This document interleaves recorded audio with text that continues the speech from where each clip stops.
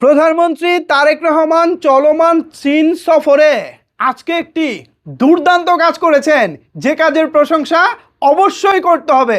Viewers, এই ভিডিওটি বেশি বেশি করে শেয়ার করে দেন, আর পেজে নতুন হয়ে থাকলে পেজটা প্লিজ ফলো করে দেন। আপনাদের জন্য এরকম চমৎকার খবর সব সময় দিতে চাই। সো বেশি কথা না বাড়িয়ে চলেন এবার নিউজে চোখ রাখা যাক। নিউজের হেডলাইন হচ্ছে, প্রধানমন্ত্রী তারেক রহমান চলমান চীন সফরের মধ্যে দুর্দান্ত এক কাজ করলেন। আজ আশিক চৌধুরীর মাধ্যমে চীনের রাজধানীতে আয়োজন করে ফেললেন ইনভেস্ট বাংলাদেশ নামে একটি কনফারেন্স, যেখানে চীনের শীর্ষ সব ব্যবসায়ী প্রতিষ্ঠানের প্রধানদের ইনভাইট করা হয়েছিল। অন্তত 125-এর বেশি প্রতিষ্ঠানের প্রধান নির্বাহী শীর্ষ কর্তা প্রেজেন্ট ছিলেন বাংলাদেশের এই ইনভেস্ট সামিটে।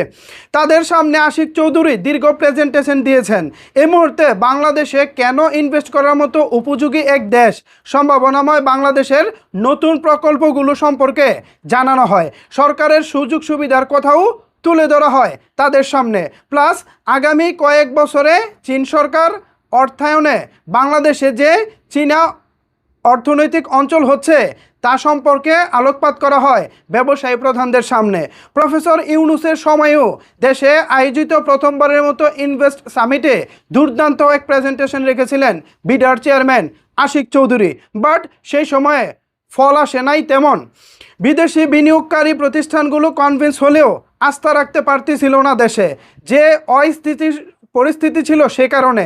তার মধ্যে ইন্টারিয়াম অস্থায়ী সরকার, এ সরকার চলে গেলে রাজনৈতিক সরকার এলে তাদের বিনিয়োগের কি হবে, এই চিন্তাটাও তাদের ছিল।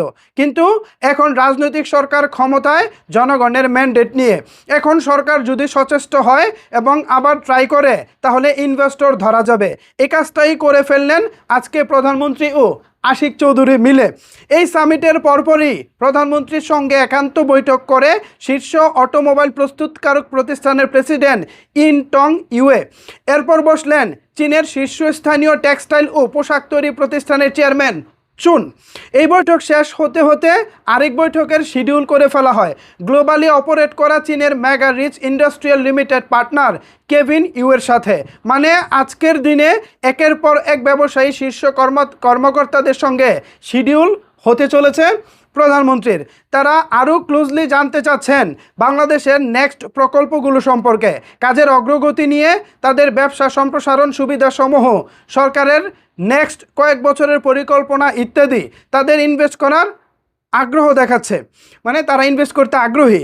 তারেক রহমান তাদেরকে আনোয়ারা চীনা অর্থনৈতিক শিল্পাঞ্চল এবং মোংলায় দ্বিতীয় অর্থনৈতিক অঞ্চল এগিয়ে চলা কাজ সম্পর্কে অবহিত করেন এবং সরকারের প্রথম 100 দিনের কর্মপরিকল্পনার মধ্যে বাস্তবায়িত কাজের সম্পর্কে জানান দেন। নেক্সট পরিকল্পনাগুলো তুলে ধরলেন সরকারি সেবা ডিজিটালাইজেশন, আমলাতান্ত্রিক জটিলতা হ্রাস, নীতির ধারাবাহিকতা নিশ্চিতকরণ ও বিনিয়োগ বান্ধব পরিস্থিতি জোরদারে সরকারের পদক্ষেপগুলো জানান। একই দিনে ইনভেস্টররা হুমড়ি খেয়ে চলে আসবো না দেশে, কিন্তু তারেক রহমান বিদেশে ইনভেস্টমেন্ট অফিস চালু করার সাহসী উদ্যোগ থেকে ব্যবসায়ীদের সঙ্গে 1-to-1 এবং সবাইকে নিয়ে কনফারেন্সে এক মাস্টার স্ট্রোক খেলেছেন তিনি। বাংলাদেশে আগামীতে ইনভেস্টের দ্বার খুলে যাওয়ার। ভিউয়ার্স, আমার কাছে খুবই ভালো লেগেছে প্রধানমন্ত্রী তারেক রহমানের এই পরিকল্পনা, চমৎকার হয়েছে। আশা করি প্রধানমন্ত্রী তারেক রহমানের আজকের এই ইনভেস্টর সামিটের যে অনুষ্ঠানটা হয়েছে, এর মধ্য দিয়ে আগামীতে বাংলাদেশে প্রচুর বিনিয়োগ আসবে এবং এই বিনিয়োগের মধ্য দিয়ে বাংলাদেশের অর্থনীতি সমৃদ্ধশালী হবে, বাংলাদেশ এগিয়ে যাবে তার সমহিমায় নিজের গৌরবোজ্জ্বল মাথা তুলে। ভিউয়ার্স, প্রধানমন্ত্রী তারেক রহমান একের পর এক যেই কাজ করে যাচ্ছেন, এই কাজের প্রেক্ষিতে আপনাদের মতামত কি ভাবছেন আপনারা জানাতে পারেন আপনার মতামত নিচের কমেন্টস বক্সে। ধন্যবাদ সবাইকে এতক্ষণ আমার সাথে থাকার জন্য।